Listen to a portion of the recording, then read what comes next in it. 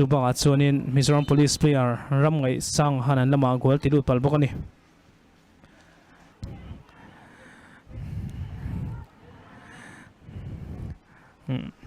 monoma van man thave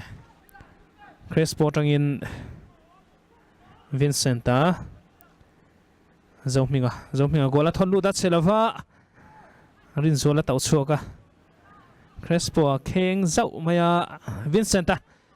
tlang zela lo ma chuak te pa mai ro chu mun te a lo ma bol kal zela Mizoram Police in chan siam thei don em amai ro chu nal boya varon block thate rengem chutura Mizoram Police nam bol chan ni chun sam zela aram thara va boy rei ve au yom lu tuk fak zual ta na pe pheya fak zual ta na har sale to si aram thara ava boy rei mama ve Vincenta le somlua Vincenta tlang zela across langa mona matan har sal tuklo piana gola thon lu da chelava ava save thave mona ma experience player hi chunin ante dik chat maya mero cha te su hioma lu thoi te poyom vele thin thoni ramthara gola try ya target akan shot kan muta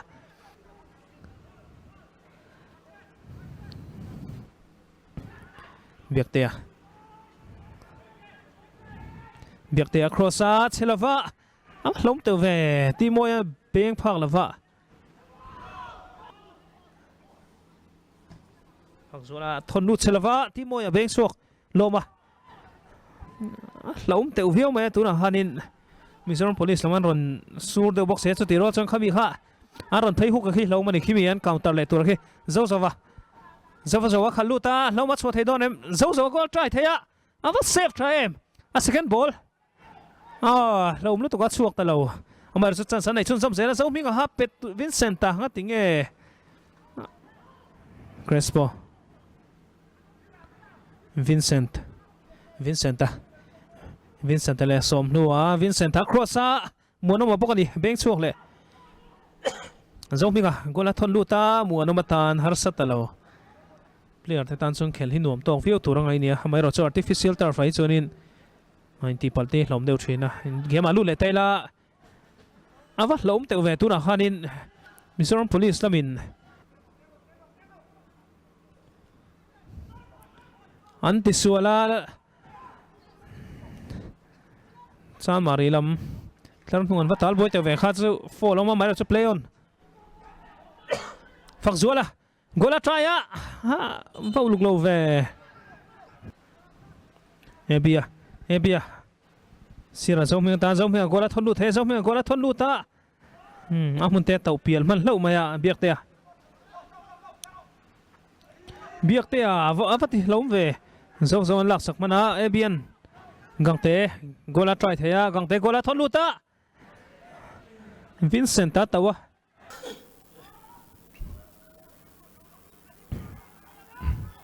Crespo bola tlang thal tuk Zozawa receive thatok lo amero chu ball chan sun sam zela amero chan salom sun sam zela gangte avatlang thave Mizoram Police min chan san ya lom lu tuk lo ani loma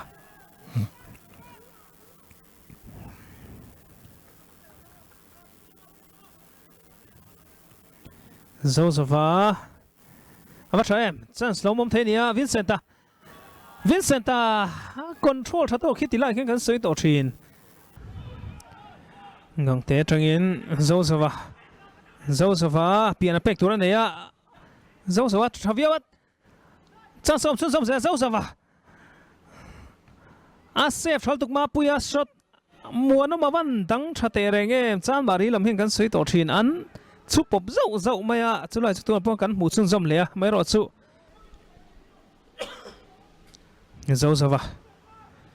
Zozawa le rin zuala go shot thatak ebia biaktea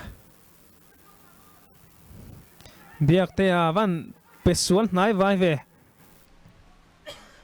Crespo a shota mua no ma bok ani